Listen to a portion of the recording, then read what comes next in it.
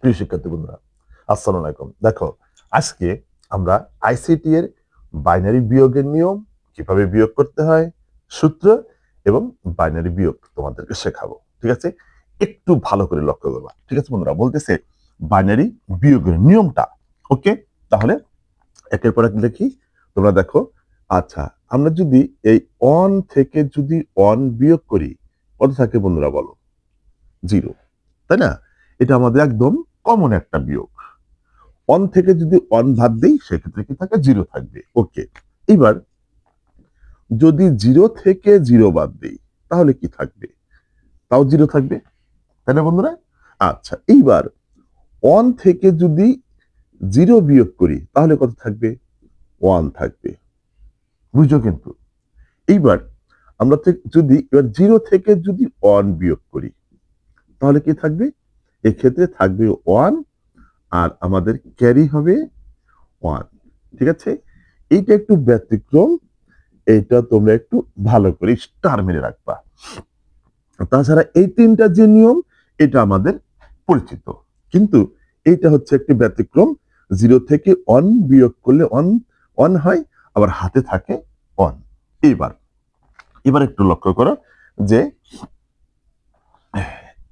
দেখো, 2-4টে বার বিয়োগ তোমাদের করাই আর কি, শেখাই। মনে করো সাপোজ এখানে 1 আছে, এখানে 1 আছে, এখানে 1 আছে, এখানে 1 আছে। হুম, এখন আমরা কি করব? মনে করো যে এখানে 0 দিলাম, এখানে অন দিলাম, আবার মনে করো যে এখানে অন দিলাম, এরকমটা আছে। বলতেছে যে এইবার তোমরা বিয়োগ করো। ঠিক আছে বন্ধুরা? একটু ভালো করে লক্ষ্য করো।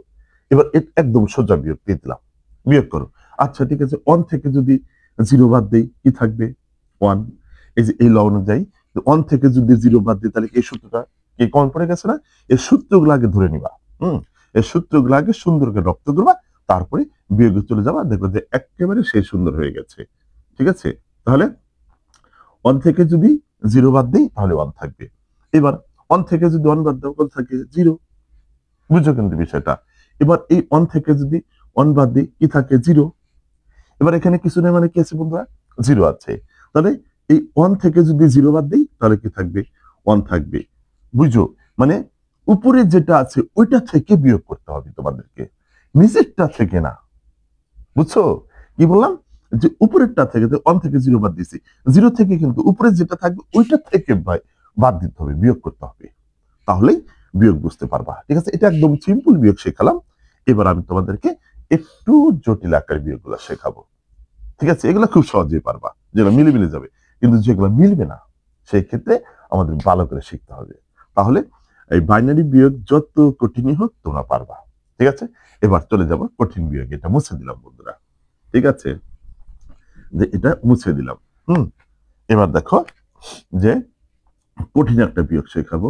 মনে করো এই 1 আছে, এই 1 আছে, 1 আছে, তারপরে এখানে মনে করো 0 আছে, আবার 1 আছে, আবার 0 আছে। ঠিক আছে? একটু ভালো করে লক্ষ্য করবা। মনে করো এখানে 1 আছে, হুম, তারপরে আ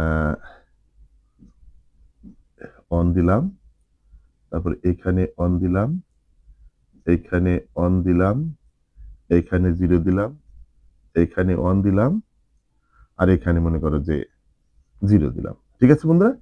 এইবার এখানে 0 না দিলেই চলে। তারপরে দিয়েছিলাম তোমাদের বোঝার জন্য। এই বিয়োগটা শেখো। ঠিক আছে? একটু ভালো করে লক্ষ্য করবা, হ্যাঁ? ইনশাআল্লাহ সবই বুঝতে পারবা। একটু নজর দিবা ভালো করে। ঠিক আছে? দেখো, দেখো যে 0 থেকে যদি 1 বিয়োগ করি, এই যে এই সূত্রটা, এই যে ব্যতিক্রমের সূত্রটা। ঠিক আছে? বোঝাবুঝির অত দরকার নেই। সরাসরি এই সূত্রটা মনে রাখো, দেখবে ইনশাআল্লাহ হয়ে গেছে। আচ্ছা, 0 থেকে যদি 1 বিয়োগ করি কি হয়? 1। ঠিক আছে? হাতে থাকে কত? হাতে থাকে আমাদের 1।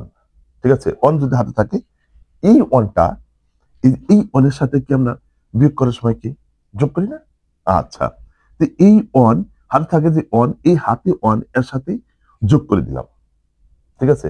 তাহলে হাতের 1 যদি এর সাথে যোগ করে দিই তাহলে 1 আর 1 যোগ করলে কত হবে? 10।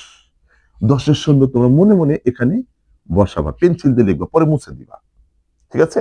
আচ্ছা, অন আর অন যোগ করে কত হয়েছে? 10। 10 শূন্য এখানে বসিয়ে রাখবা নিচে। এখানে কিন্তু বসানো যাবে না, জাস্ট তোমাদের বোঝানোর জন্য কিন্তু কাজটা করে দিচ্ছি। ওকে? এইবার আবার ১ আর ১ যদি ১০ হয়েছে তার শূন্য, হাতে থাকে কত বন্ধুরা? হাতে কিন্তু ১ থাকে। এই ১ এসে আবার এর সাথে যোগ করবা। তখন কত হবে? ১ আর ১ ১০। ১০ এর এই শূন্য। চুপি, চুপি লিখে রাখবা। নিচ দিয়ে। পরবর্তীতে আমি তোমাদের বুঝাইতেছি। আচ্ছা, আবার ১ আর ১ কি করছি? যোগ করছি ১০ হয়েছে। আবার কত হাতে থাকে? হাতে থাকে 1। এই 1 এসে যখন এখানে 0 থাকবে, 0 এর কাছাকাছি লিখে রাখবা। এই পর্যন্ত স্টপ দিবা। ঠিক আছে? যখনই 0 থাকবে, হাত 1 থাকবে, এখানে এসে স্টপ দিবা। আচ্ছা, এখন এগুলো একটু আমরা হিসাবটা করে নিই। এবার বন্ধুরা, এবার এই 1 কাউন্ট করবা না। কাউন্ট করবা এই যে এখানে যে নতুন একটা লেটার পাইছেন এটার সাথে। এবার 1 থেকে যদি 0 বিয়োগ করি, এই 1 থেকে যদি 0 বিয়োগ করি, তাহলে কিন্তু 1 ই থাকবে। বুঝছো কিন্তু বিষয়টা বন্ধুরা? একটু ভালো করে লক্ষ্য করবা। ওকে? আচ্ছা, এবার এই 0 থেকে যদি 0 বিয়োগ করি, এই 0 হবে। কি বুঝতে পারতেছি না? খুব সহজে বুঝতে পারবা। একটু ভালো করে লক্ষ্য করো, আমার কথাগুলো একটু ধরো। ঠিক আছে? আচ্ছা, এইবার এই যে 0 এর সাথে 1 লেখা রাখছি না? তার মানে এই 0 এর সাথে 1 যোগ করো। তাহলে কত হলো? 1। তাহলে এই 1 থেকে যদি 1 বিয়োগ করি কি থাকে? 0 থাকে। ঠিক আছে? এবার আবার মনে করো যে এই 1 থেকে যদি 1 বিয়োগ করি, ঠিক আছে? 1 থেকে যদি 1 বিয়োগ করি তখন কি থাকবে? এরকম 0 থাকবে। ঠিক আছে? আর এখানে মনে করো যে 1, 1 কিছু তো বিয়োগ করার নাই। এখানে মনে করো মনে, মনে 0 আছে।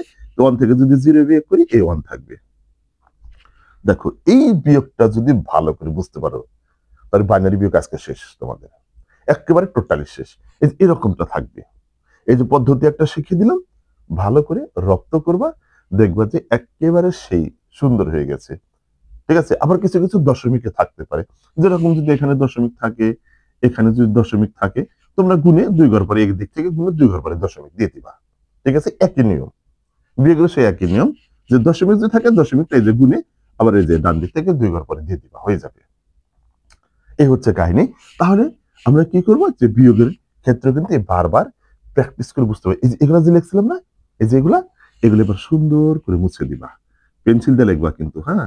নইলে কিন্তু আর ভুল ধরবে। এই যে এক্কেবারে কারেক্ট আনসার হবে বিয়োগের। ঠিক আছে?